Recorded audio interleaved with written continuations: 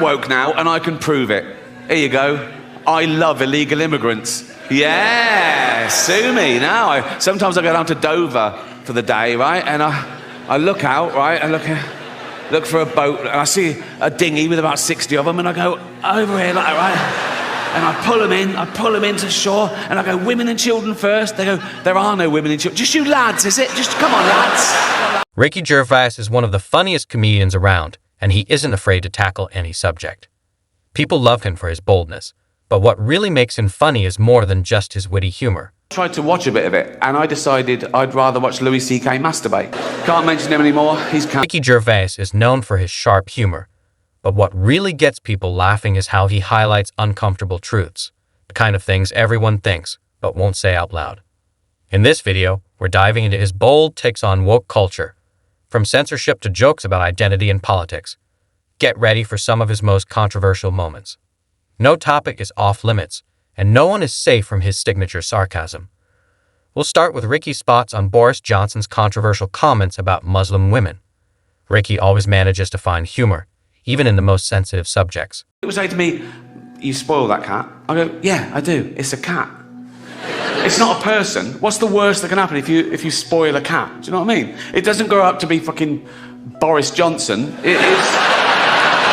No, I don't get... Ricky expertly takes aim at both Boris and society's double standards with one quick punch. Now, let's move on to something even bolder. Ricky's satirical take on illegal immigration. I am woke now, and I can prove it. Here you go. I love illegal immigrants. And I go, where you headed? And he goes, Gary Lineker's house. I go, it's just down there. He humorously suggests that immigrants should be welcomed at Gary Lineker's house, turning a serious issue into something hilarious. Now, he's taking on a topic that hits close to home for comedians, woke comedy. With all its rules, Ricky is far from a fan. Here's his take on woke comedy and the idea of safe spaces in stand-up. Someone says to me about another comedian, they say, oh, they're not funny. Even if I agree with them, I stand up and I say, well, you can't say that. You've got to say, you don't find them funny, you know. And I hate it when people say, that joke was offensive. I gotta say, no, you've got to say, you found it offensive. Because it's all about feelings, and feelings are... Ricky makes a strong point. Comedy that can't offend isn't really comedy. Next, we look at one of his most controversial moments, the Caitlyn Jenner joke. While some called it transphobic, Ricky is here to explain why they misunderstood his intent. I did it. It was a Caitlyn Jenner joke, right? Oh, outrage on Twitter the next day. And by outrage, I mean a couple of people going, it was transphobic. It wasn't transphobic in the slightest. It was a joke about a trans person, but the joke had nothing to do with that aspect of her existence. And that's the other thing about offence. People get offended when they mistake the subject of a joke with the actual target, and they're not necessarily the same. I'll tell you the joke. You make your own minds up. Right. So... Ricky highlights that the subject of a joke isn't always the target, a lesson many still don't understand. Now, let's dive into the cancel culture debate, as Ricky has plenty to say on the topic. In this segment, he addresses cancel culture head-on, warning that those cheering on today's cancellations might one day find themselves in the same position. If you're the type of person to revel in someone getting cancelled for something they said 10 years ago, you're just ensuring that one day you'll be cancelled for something you said today. You can't predict. The worst thing you can say today is, women don't have penises, right? Now, no one saw that coming. Now, let's tackle another controversial topic, the changing definition of what it means to be a woman. Ricky's comedy never shies away from polarizing issues, and in this segment, he uses his trademark sharp wit to explore the evolving ideas around gender and identity. Women. Not all women. I mean the old-fashioned ones. You know, the old-fashioned women. Oh, God. You know, the ones with wombs. Oh. Here, Ricky tackles another sensitive topic, obesity. Saying true to his style, he adds a touch of absurdity by drawing an unexpected comparison to being gay. I was listening to the radio in England a few weeks back, Radio 4, quite highbrow. There was a discussion about political correctness. My name came up straight away, right? And there was this woman on there going, oh yeah, well it's not right. Ricky Gervais, he makes jokes about fat people. He wouldn't make jokes about gay people, would he? And being fat is like being gay. What? No, it's not. What? You can't choose your sexuality. Ricky doesn't buy into that comparison. Next, he takes on something even bigger, the hypocrisy of woke corporations in Hollywood. He calls out the virtue-signaling speeches while these companies secretly run sweatshops behind the scenes. Ricky isn't fooled by the moral high ground these celebrities try to claim, and honestly, neither are we. Roared into the TV game with a morning show, a superb drama, a superb drama about the importance of dignity and doing the right thing, made by a company that runs sweatshops in... The term queer has changed a lot over the years, and Ricky has a laugh at how confusing it's all become. The word queer has changed. Again, traditionally, the word queer used to mean someone who was attracted to the same sex as themselves, a gay man. Now, the word queer can mean a straight man who wants some... Ricky's sharp sarcasm always uncovers the absurdities. Next, he tackles what happens when people claim they're offended and why, in his view, it doesn't always mean they're right. Being offended doesn't automatically make you correct. In this segment, Ricky explains why offense is subjective and why it's important to keep pushing boundaries in comedy. Well, that's the thing about offence, isn't it? When people say they're offended, it's that, just because you're offended, it doesn't mean you're right, you know? It's... offence is about feelings, and feelings... Yeah, that's the thing about being offended, isn't it? Just because someone says they're offended doesn't mean they're right.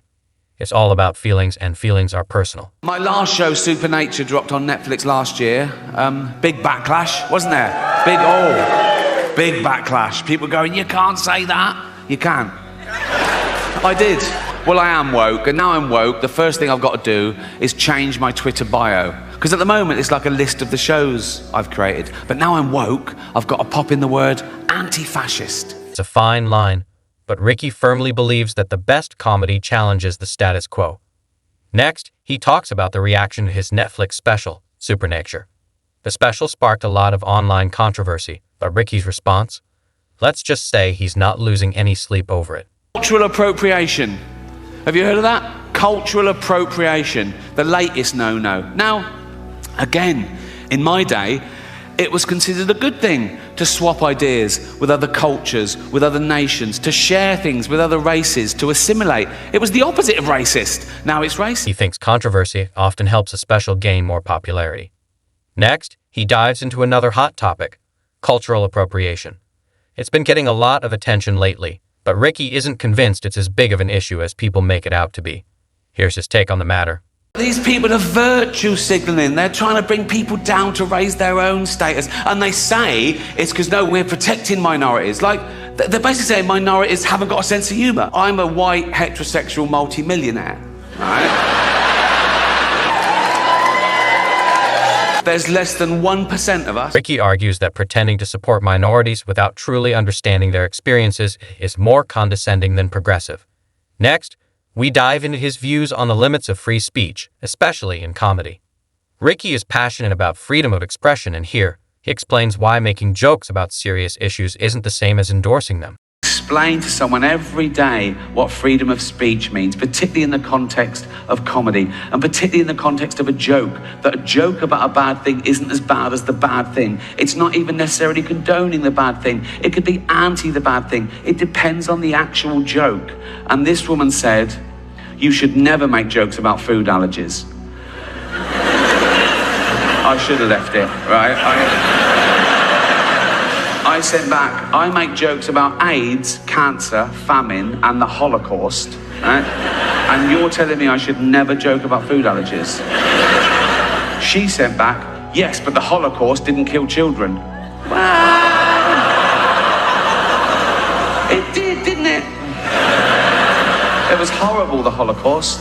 Some would say as bad as food allergies. Ricky's point is clear. Joking about serious topics doesn't diminish their importance. It challenges the way we think about them. Next, we look at how Ricky tackles political correctness in his stand-up, using irony to highlight the absurdity of certain mindsets. In Women Are Funny, he confronts the outdated and sexist stereotype that women aren't funny. It's not a show. There's no dancers or jugglers. It's basically a bloke talking, which is essentially what stand-up comedy is, isn't it? A bloke talking. Sexist. What about all the funny female comedians? Like, no, right, no, I'm not doing that. Okay, right, That was irony. There's going to be a bit of that throughout the show. See if you can spot it, okay? Now, that's when I say something I don't really mean for comic effect, and you as an audience, you laugh at the wrong thing because you know what the right thing is. It's a way of satirising attitudes. Like that first joke, I used the old-fashioned sexist trope that women aren't funny. Now, in real life, I know there are loads of funny women. Like, I did it again, well spotted, good. Of course, it's all about irony. Ricky knows full well that women are funny too. In this final clip, Ricky shares his thoughts on critics who say he's too controversial. Many argue he crosses the line. Adopting for a while, a little third world child, because that would tick all 3 boxes, wouldn't it? You know? You think of it like, 1, I wouldn't be adding to the population problem, I'd be alleviating an existing problem. A young kid born through no fault of his own into abject poverty, he would have died without me. I can literally save his life and give him a great upbringing, right? 2, he would be grateful, wouldn't he? He'd want to pay me back, wouldn't he? Particularly if I let him know that all the other kids in the village, they weren't so lucky, they didn't make it out. I'd tell him that early on, so he really bucked his ideas up, right? I'd go, Tundi, come here. Yeah, go and pop a shirt on, you're not in Africa now, mate. That's better, yeah. Tundi, yeah, water straight out of a tap, and yes. No, it's not free, it's Hampstead. Yeah, of course it's safe. Fresh drinking water. Have as much as you want. Have a bucket full. Straight out of that fresh drinking water. There you go. Go and clean the car. My last show, Supernature, dropped on Netflix last year. Big backlash, wasn't there? Big backlash. People going, you can't say that. You can. I did. Well, I am woke, and now I'm woke, the first thing I've got to do is change my Twitter bio. Because at the moment, it's like a list of the shows I've created. But now I'm woke, I've got to pop in the word anti-fascist. So, there you have it. Ricky Gervais takes on woke culture, cancel culture, and everything in between, from criticizing woke capitalism to mocking current social trends. If you enjoyed the video, don't forget to like and subscribe to the channel. Let me know your thoughts in the comments below. See you in the next video.